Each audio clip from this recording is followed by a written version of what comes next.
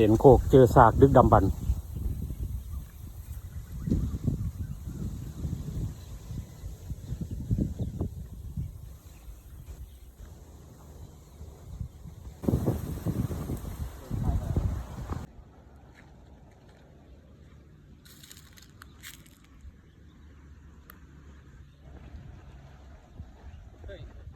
เคยถ่ายไว้อยู่เลย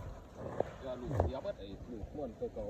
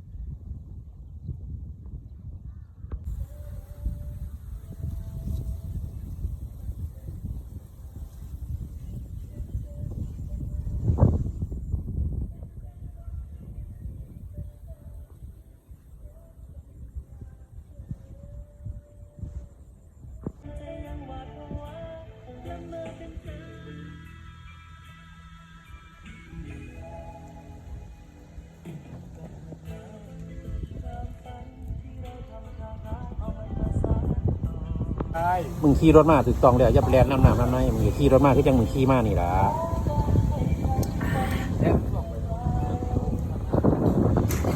นั่นลมแรงคิมรถเลยไปเดี๋ยวผมมาต้มทานสดนี้ที่ต่อสมัยก่อนไปห้ามกับไปยากกับผมไม่ก้อนนี่คำแม่นค้างวันพวกหาไปกับผมนี่คือตัดงานเลยแดงเลยบุญต่อป้านี่คือตัดงานเลยเนี่ย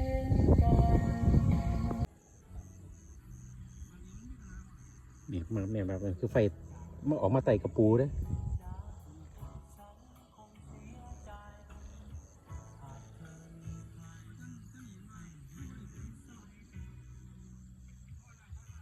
มาไต่กระปูหัวคำทรงพระซึม ส่งพระสิน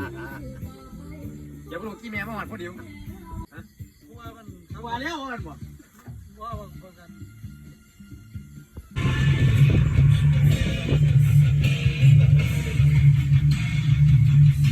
อุ้ยเหยียบตาเดี๋ยวผม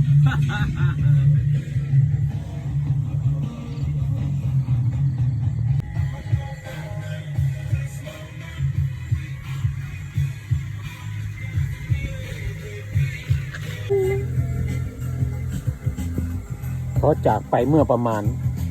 ไม่ถึงครึ่งชั่วโมงก็ไม่เร็ว ทั้ง10 ไม่ถึงชั่วโมงแต่ว่าตัวเสื้อตัวใหญ่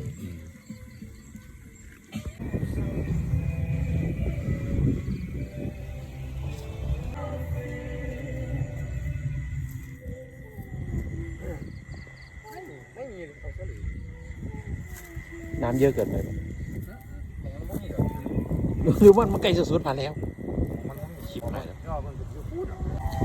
กันน้ำบ่ใส่หมอได้เอาเลยจะใส่ซะก่อน ก็ไม่เป็นไรอย่าง